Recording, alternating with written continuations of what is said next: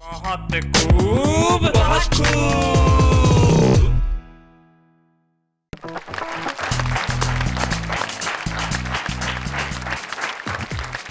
सारे हिंदुस्तान को आदाब सलाम आपके उस दोस्त का जिसका नाम है शैलेश लोढ़ा, उस कार्यक्रम में जिसका नाम है बहुत खूब। तो कौन है आज के हमारे तीन साथी? हमारे साथ एक बिल्कुल युवा छात्र कवि जो गाजियाबाद से हमारे बीच में, अनूप पांडे।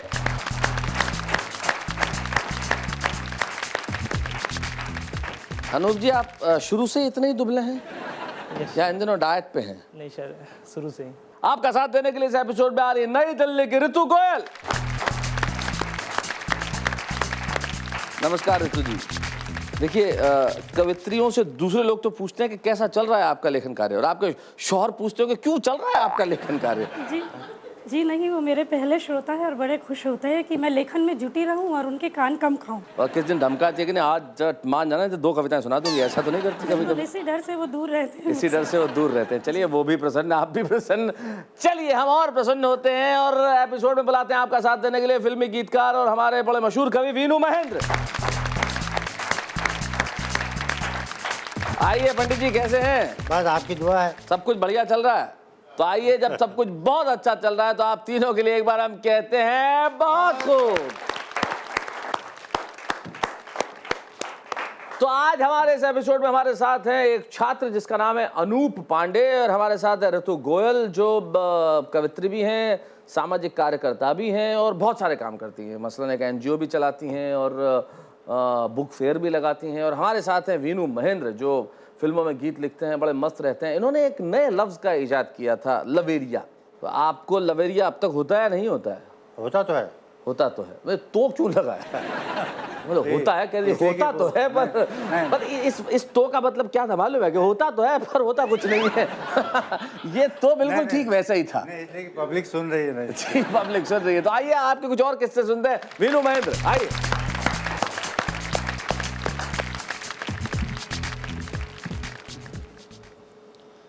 आप सबको नमन करता हूँ और कुछ छंद आपकी सेवा में रखता हूँ। स्वागत।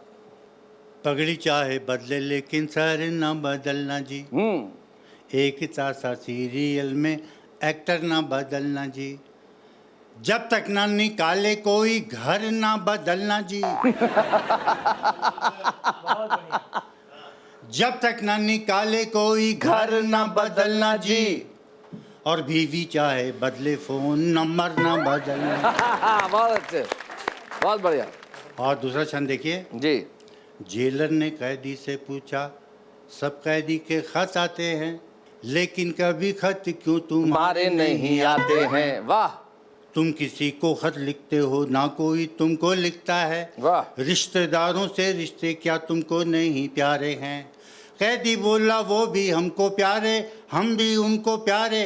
रिश्तेदार ढेर सारे वैसे तो हमारे हैं। कौन हमें पर खत लिखेगा और किसे हम खत लिखेंगे। रिश्तेदार सारे इसी जेल में हमारे। बहुत अच्छे, बहुत बढ़िया। और 4 पंक्ति देखिए। जब हद से ज़्यादा बेरहम भगवान बन गए, दाढ़ी बढ़ा के हम भी मुसलमान बन गए। सब मजहबों में ढूंढ के हमको पता चला, सच्चे थे वही जो सही इंसान बन गए। क्या बात है भाई, वाह वाह वाह, बहुत अच्छे, बहुत बढ़िया। सच्चे थे वही जो सही इंसान बन गए। और 4 पंक्ति और देखिए। ऐ दुनिया के मालिक, लगता है पैसे के नाम से अब तू भी डरने लगा है, क्योंकि आजकल तेरा आधा काम तो पैसा ही करने लगा। वाह वाह वाह वाह, बहुत अच्छे। क्योंकि आजकल तेरा आधा काम तो पैसा ही करने लगा है। आधा काम नहीं, मेरा ख्याल से वीनू महेंद्र जी पूरा काम ही पैसा करने लगा है। हमारे एक मित्र हैं, वो एक बहुत प्रसिद्ध मंदिर में गए तो एक खास वहाँ पे आदमी था। उसने कहा भाई भगवान के दर्शन करने हैं तो जल्दी करा दूंगा, 501 रुपये दे दो। 501 रुपये दो तो मैं जल्दी दर्शन करवाऊंगा। उन्होंने कहा तू 100 रुपये दे दे, मैं बिना दर्शन के चला जाऊँगा। तो जीवन में जो पैसा करता है वो कुछ नहीं करता। बहुत बढ़िया, ये वीनू महेंद्र जी थे। वीनू महेंद्र जी फक्कड़ कवि हैं, औघड़ कवि हैं, मस्त कवि हैं, और वीनू महेंद्र जी को मैं व्यक्तिगत भी जानता हूं और बहुत वर्षों से जानता हूं। एक ऐसे कवि जो जहां रम गए, जहां बैठ गए, जहां लिख दिया वो लिख दिया। तब एक शायर के मुझे कुछ शेर याद आते हैं जो मैं कहना चाहता हूं। वो यूं कहते हैं कि ये तो किया, सब पर भरोसा नहीं किया, लेकिन किसी के साथ में धोखा नहीं किया, और सारे चिराग मैंने लहू से जलाए हैं, जुगनू पकड़ के घर में उजाला नहीं किया। और जो सबसे बड़ा शेर अना का वो कहते हैं, जो एक औघड़पन में होना चाहिए, वो कहते हैं कि सारी उम्र मैंने गरीबी में काट दी, लेकिन किसी अमीर से सजदा नहीं किया। जिंदगी के अंदर जब आप समझौते करेंगे तब आप कविता नहीं कर सकते, लेकिन एक समझौता हमें करना पड़ेगा जो जरूरी है। जाते हैं, लौट के आते हैं, फिर कहते हैं बहुत।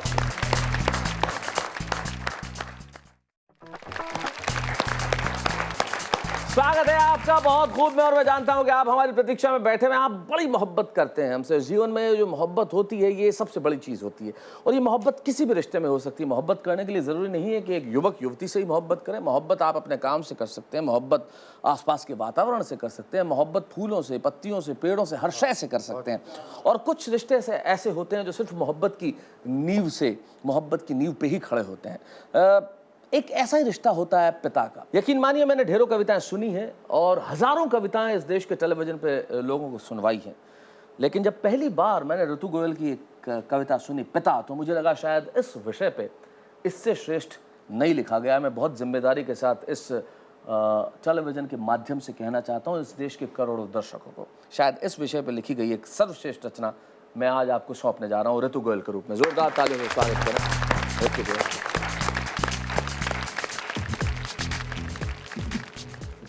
जी शैलेश जी, आपने कहा कि मैं पिता पर कविता सुनाऊं। ये सच है कि माँ पर आपने बहुत सी कविताएं सुनी होगी। माँ का जो समर्पण है, त्याग है, वो आसानी से समझा जा सकता है, पर पिता की जो खामोशी होती है उसे पढ़ना समझना बहुत मुश्किल होता है। क्या बात है? एक बेटी होने के नाते मैंने पिता के मन को पढ़ा, उनके त्याग समर्पण को समझा, जाना और शब्दों में बयान किया है कि परिवार के लिए, बच्चों के लिए, बेटी के लिए पिता क्या होते हैं। सुनिएगा अपने अपने पिता को याद करते हुए। देश भर की जनता से, श्रोताओं से मैं ये उम्मीद करूँगी कि वो इस कविता को सुनकर अपने पिता के महत्व को समझ सकेंगे कि पिता हमारे जीवन में किस तरह से महत्वपूर्ण होते हैं। सुनिएगा कि जो दुखों की बारिश में छतरी बन तनते हैं, जो दुखों की बारिश में छतरी बन तनते हैं, घर के दरवाजे पर नज़र बट्टू बन टंगते हैं, समेट लेते हैं सबका अंधियारा भीतर, खुद आंगन में एक दीपक बन जलते हैं, ऐसे होते हैं पिता।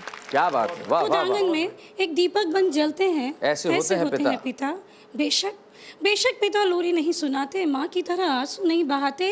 बेशक पिता लोरी नहीं सुनाते, माँ की तरह आंसू नहीं बहाते, पर दिन भर की थकन के बावजूद रात का पहरा बन जाते हैं, रात का पहरा बन जाते हैं। क्या बात है भाई, वाह वाह वाह वाह, बहुत खूब, बहुत अच्छे।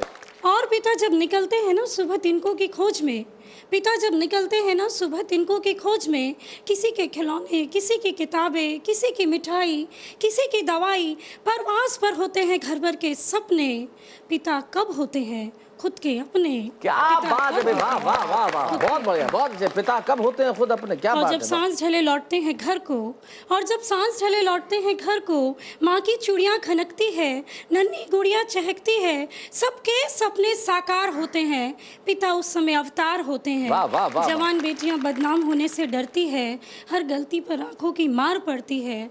दरअसल भय, हया, संस्कार का बोलबाला है पिता, मोहल्ले भर की जुबा का ताला है पिता। क्या बात है, बहुत बहुत बढ़िया, बहुत अच्छे। हया, संस्कार का बोलबाला है पिता, मोहल्ले भर की जुबान पर ताला है पिता। वाह वाह वाह। हाँ सच है, हाँ सच है। माँ संवेदना है, पिता कथा। माँ संवेदना है, पिता कथा। माँ आंसू है, पिता व्यथा। माँ प्यार है, पिता संस्कार। माँ दुलार है, पिता व्यवहार। दरअसल पिता वो है जो माँ नहीं है। भाई वाह वाह, क्या बात है भाई, बहुत बढ़िया बात है भाई, वाह वाह, बहुत अच्छे। जो माँ नहीं है, क्या बात है। माँ जमी, पिता आसमां, यह बात कितनी सही है। वाह वाह। माँ जमी, पिता आसमां, ये बात कितनी सही है। पिता बच्चों की तुतलाती आवाज में भी एक सुरक्षित भविष्य है। पिता बच्चों की तुतलाती आवाज में भी एक सुरक्षित भविष्य है, जिनके कंधों पर बच्चों का बचपन होता है, जिनकी जेब में खिलौनों का धन होता है, जिनके बाजुओं से ताकत मिलती है, जिनके पैसों से हिम्मत जुटती है, जिनके परंपराओं से वंश चलता है। पिता न हो तो क्या बच्चों को सहजता से नाम मिलता है? वाह पिता वाह, ना हो क्या बात है भाई, तो बहुत क्या खूब, बच्चों को सहजता से नाम मिलता है? बहुत अच्छे। हाँ हाँ, पिता वो हिमालय है जो घर की सुरक्षा के लिए सिर उठा सीना तान कर तना होता है। पिता न हो तो घर कितना अनमना होता भाई है। क्या बात पिता है, न बहुत हो अच्छे, वाह वाह तो वाह। घर कितना अनमना होता है। अंत में 4 पंक्तियाँ संस्कार की पढ़ती हूँ कि जब हम काम पर जाते हैं या किसी भी शुभ काम को करते हैं तो पिता का आशीर्वाद लेकर जाते हैं, और दुर्भाग्य से जिनके पिता नहीं होते वे भी उनकी तस्वीर के आगे उनका आशीर्वाद लेकर जाते हैं। तब ये पंक्तियाँ निवेदित करती हूँ, सुनिएगा।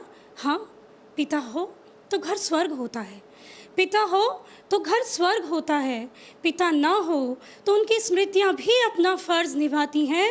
पिता की तो तस्वीर से भी दुआएं आती हैं। हाय, हाय, हाय, पिता की हाय, तो क्या बात। तस्वीर से भी दुआएं आती हैं। पिता की तो तस्वीर से भी दुआएं भाई बहुत बढ़िया ऋतु, बहुत अच्छे। ये थी ऋतु गोयल जो कह रही थी कि पिता न हो तो घर कितना अनमना होता है और पिता की तो तस्वीर से भी दुआएं आती। सचमुच आपने कहा, और एक पंक्ति तो अद्भुत थी कि पिता वो होता है जो माँ नहीं होती।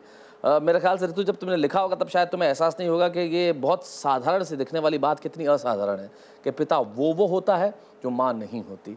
सचमुच माँ संवेदनाओं का सागर होती है, लेकिन पिता अपना वो सागर दिखाता नहीं है। लेकिन और उसमें भी बेटी का पिता, उसका तो कहना ही क्या। उर्मिलेश जी का एक दोहा मुझे याद आता है कि मैं तुमसे तू हो गया, तू बन बैठा आप। मैं तुमसे तू हो गया, तू बन बैठा आप। मैं बेटी का बाप था, तू बेटे का बाप।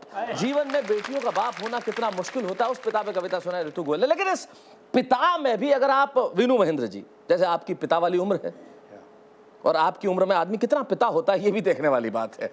जैसे पिता अपने बच्चों को भरोसा दिलाते हैं, विश्वास दिलाते हैं, तो एक नेताजी अपने बच्चे को सिखा रहे थे कि राजनीति में क्या करना चाहिए। जीवन के अंदर राजनीति के पाठ पढ़ा रहे थे। उनका बेटा मैं तुम्हें पाठ पढ़ाऊंगा कि राजनीति में क्या करना चाहिए।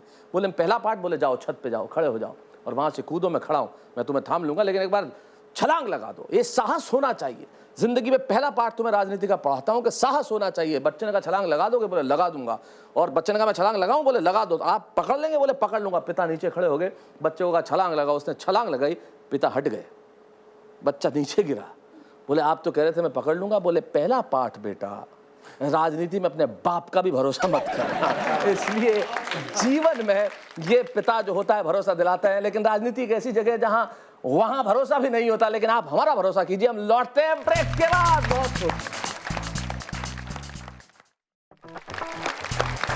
स्वागत है फिर से आपका, बहुत खूब में। और ब्रेक पर जाने से पहले ऋतु गोयल सुना रही थी पिता पे कविता, उसके पहले वीनू महेंद्र सुना रहे थे अपनी कुछ पंक्तियां। और आइए अब चलते हैं उस सेगमेंट की ओर जिसका नाम है भोजपुरी बयार। भोजपुरी बयार वाले सेगमेंट में हमारी अपनी आंचलिक भाषा की एक कविता आपको सुनवाते हैं जो आपके हृदय के अंतस तक उतर जाती है। हमारी अपनी भाषाओं का जो आनंद होता है वो अद्भुत है, वो अनुपम है, वो अद्वितीय है। और हमारी भाषाएं जिंदा रहनी चाहिए। दुनिया में बहुत सारी भाषाएं जो ख़त्म होती जा रही है। पिछले दिनों में पढ़ रहा था कि नेपाल की एक भाषा है जो बोलने वाले सिर्फ 2 लोग बचे हैं, सिर्फ 2 लोग। जब वो दुनिया में रहेंगे तो भाषा नहीं रहेगी। लेकिन हमारी जो अपनी भाषा है उसकी संस्कृति, हमारी थाती इतनी मजबूत है कि जब तक दुनिया रहेगी हमारी भाषाएं रहेंगी। और मैं इसे दूसरे अंदाज में कहूं तो अपनी भाषाओं को जिंदा रखिए, क्योंकि जब तक भाषाएं रहेंगी तब तक दुनिया रहेगी। तो आइए हमारी अपनी भाषा भोजपुरी की एक कविता हम सुनवाते हैं अनूप पांडे से। आइए।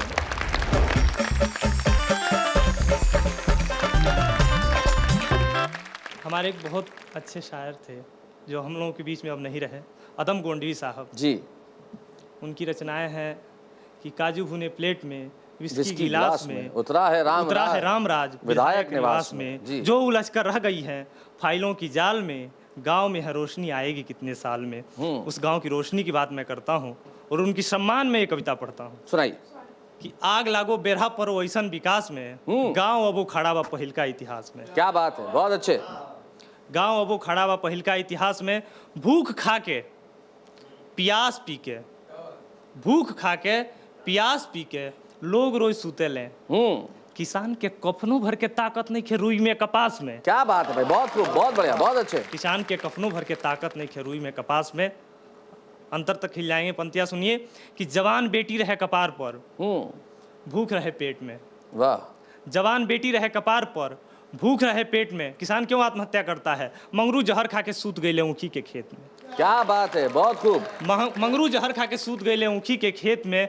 मुनिया के मांगी में कैसे भराई सेनुर दहेज के, 27 रुपया मिलल उनका धोती के चेट में जब आहा लास्ट लेके आहा आहा, क्या बात है, बहुत अच्छे, बहुत बढ़िया। 27 रुपया मिलल उनका धोती के चेट में। कविता आगे बढ़ती है और एक ग्रामीण किसान से मेरी बातचीत होती है। बिरजू से मिलनी तो कहनी अपन हाल चाल बतावा। अरे तू तो खांसत तारे कर दवाई करावा। कहले तो लोरे तो फायदा बा, टीयर इज प्रॉफिट। कहले कि लोरे तो फायदा बा भारत के किसानी में। देखी ना बूढ़ नियन लागत अनी सौंसे जवानी में। क्या बात है, देखी ना बूढ़ नियन लागत अनी सौंसे जवानी में। सरकारी किताब में हमनी कहते ता आदर बा, सरकारी किताब में हमनी कहते ता आदर बा। 6 रुपया गेहूं बा, 30 रुपया खादर बा। आहा आहा, क्या बात है भाई, बहुत बढ़िया, बहुत अच्छे। 6 रुपया गेहूं बा, 30 रुपये खादर बा। और मोले बिना जिया तनी रुआ अपन सुनाई, मोले बिना जिया तनी रुआ अपन सुनाई। ऊखी के पूर्जी भैया तब न दवाई कराई। मिलनी 6 महीना बाद, महत्वपूर्ण पंक्तियां।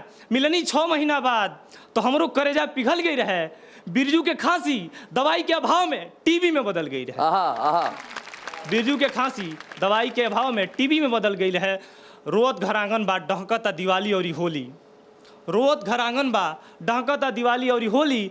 गवई गरीबी के यह त निदान बा, बैले के पगहा के फसरी आ न तो फिर सल्फांसे के गोली। क्या बात है, वाह वाह वाह वाह, बहुत बढ़िया, बहुत अच्छा। भारतीय किसान की दुर्दशा का चित्रण कर रहे थे, मार्मिक चित्रण अनूप पांडे अपनी कविता में। और सच यही है इस देश का सच, जहां गेहूं 6 रुपए किलो बिकता है और खाद 30 रुपए किलो। और ये इस देश का एक बहुत कटु सत्य है और आपने उस सत्य को उजागर किया, इसलिए मैं आपको बधाई देता हूं। अनूप, बधाई आप तीनों को, आपने अपने विषयों की शानदार रचना इस एपिसोड में सुनाई।